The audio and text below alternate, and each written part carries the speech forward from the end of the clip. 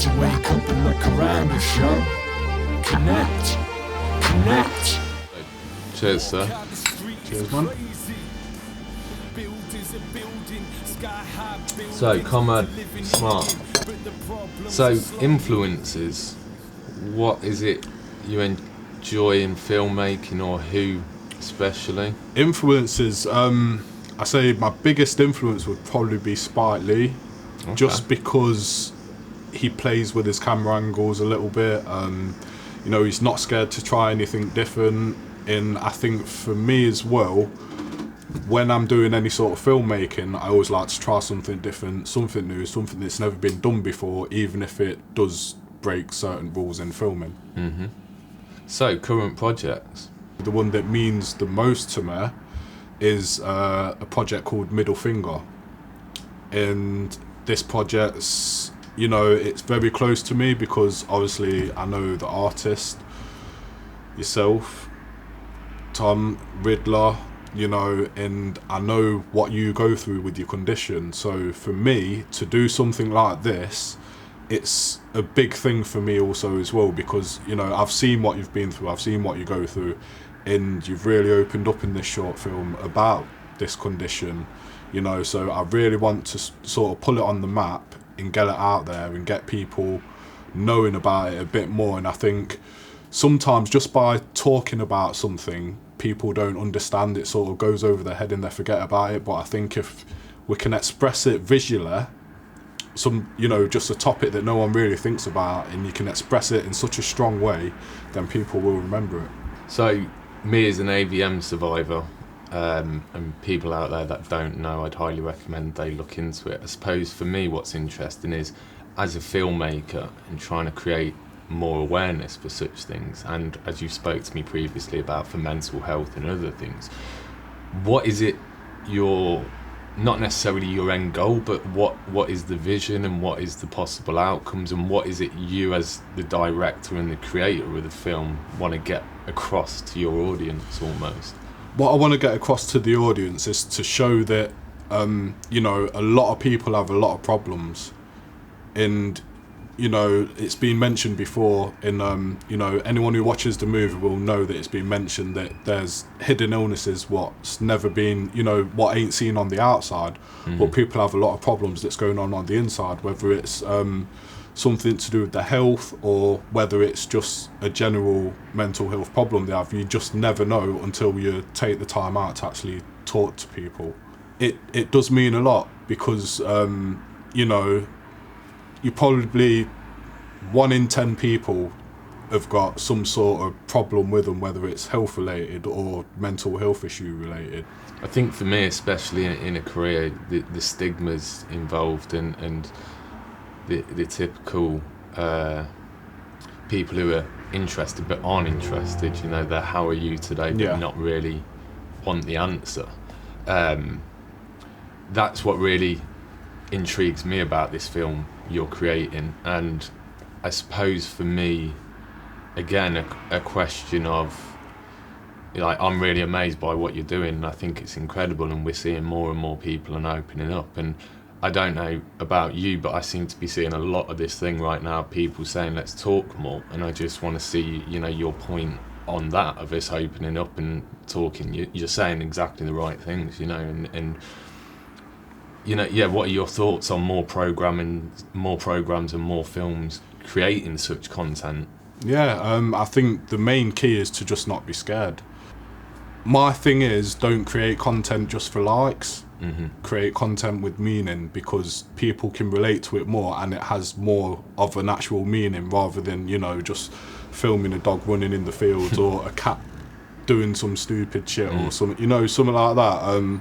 If you film something with an actual meaning that means something to people, they can relate to it more. And, you know, I'd rather have, for me, 100 people who are watching it and understand what's going on, rather than 10,000 people just flicking through it, on and off it, and not even acknowledging what's happening in the message that I'm trying to put across.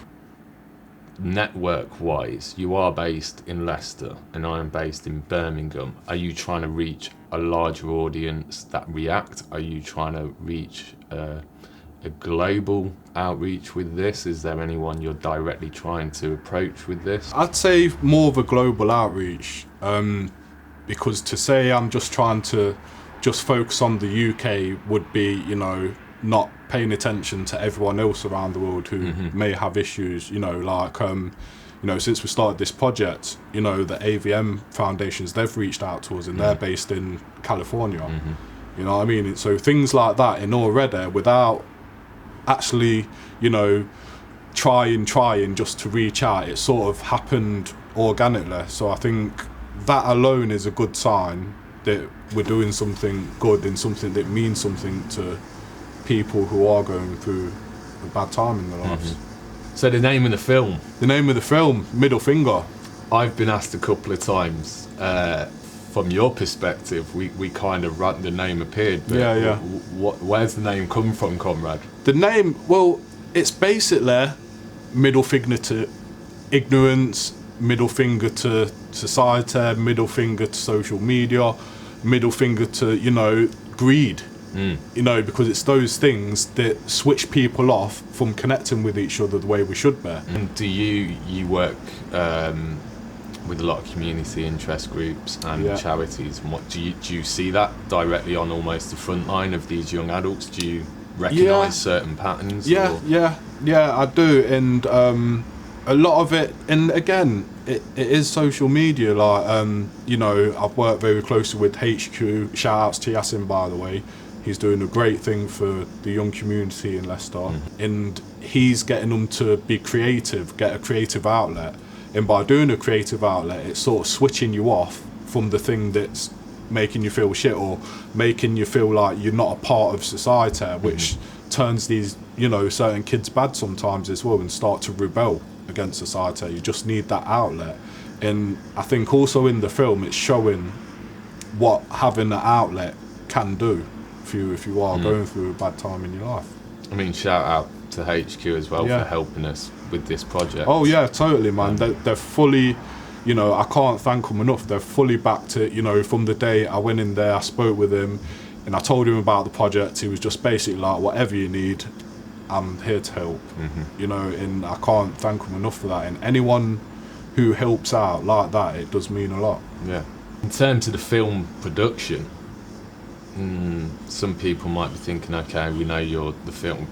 Tell us a bit more about what it is you're taking on. As I know you've taken a lot on. But. Okay, so as you know, it was a heavy few days of filming over Christmas. You know, we smashed out all the filming, and it was literally just me and you. So you know, you was helping me direct, but I was doing the filming, the sound, getting everything right, and it's just sort of like being a one-man band. But you know, again, if you're waiting on people, asking people, then it sort of never gets sorted. So the best way to do it is to just pick up the camera and do it. And that's another thing that Spike Lee taught me as well, because his sort of thing was, you know, don't wait around for people, just pick up the camera and get the content. I think filmmaking, there's one side of it where it's a collaboration. It's really important to use the people you can, but you're completely right. Sometimes you've hit the nail on the head there. You've got to just pick that camera up and do it. And I think for me as a writer, it's a similar thing. I could sit around waiting for collaborations, or I could write my emotions on a bit of paper and go to a studio and record them. The only other thing I suppose I really want to ask is, where do we see this film going once? So you've got a deadline at university for this film. Do you want to tell us about your university, the deadline, and then what you're looking to do after that with it? So, you know, as well as doing it for a uni project, I also want it to do better things as well. So what I'm planning to do is create a Kickstarter which will help fund it, get screened at the Phoenix, and, you know, anyone who funds it will get merch. Like, they'll get these tees that we're sitting down wearing now, exclusive Ridlaa tees. You know, they'll get a CD, they'll get free tickets for the screening also as well. You know, and it's not for profit, it's literally purely just to get it out there. So the initial first big screening will be at the Phoenix, planned for possibly June or August. And then after that, you'll be able to purchase it on Vimeo, which some of the funds will be going to some of these foundations, which help patients who are suffering as well. And film festivals later on Film down the line. festivals, yeah, all of that, yeah. And also, you're looking at collaborating to create some middle finger T-shirts as well, Yeah. not just the Ridlaa ones. But Yeah. you know, I think it's important for me to mention that for people to know that that is another end result, so they can get middle finger merchandise as well as this. Yeah. A really interesting one is we've come into a coffee shop to do our interview, and it's called Middle Finger. Yeah, and also shout out to Atmos Central as well, because this is their vape shop, and if you're in Leicester in your vape, you've got to come and check out this place, because they have a whole heap of flavours. The staff here are really lovely, and it's just a really lovely atmosphere here as well. So yeah, shout out to Atmos Vapes. And what's the interesting thing about our cappuccinos? So lovely gentleman asked us what we would like on our coffee, and one of the options was to have a middle finger, which I thought was, so there's another sign in the making. How's me having an AVM affected you?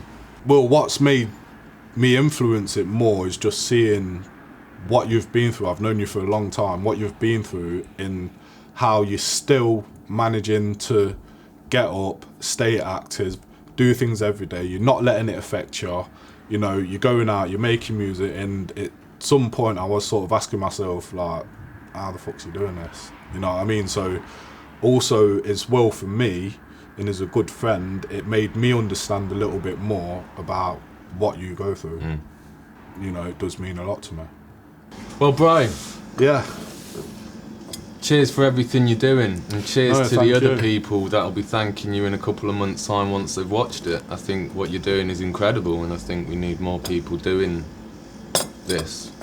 And I think it's difficult for people to be proud of what they're doing and to talk about it and not be ashamed of saying, hey, I'm making a film based on mental health and hidden illness and hidden disability, and that's what we're going with. Yeah. So yeah, cheers. Thank you.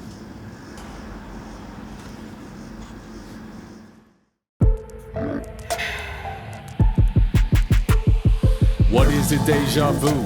Is it a trick of the mind or an endless loop? Is it the mind breaking out like we stuck in a zoo? We live in daily cycles, wake up, wash, eat, work, sleep,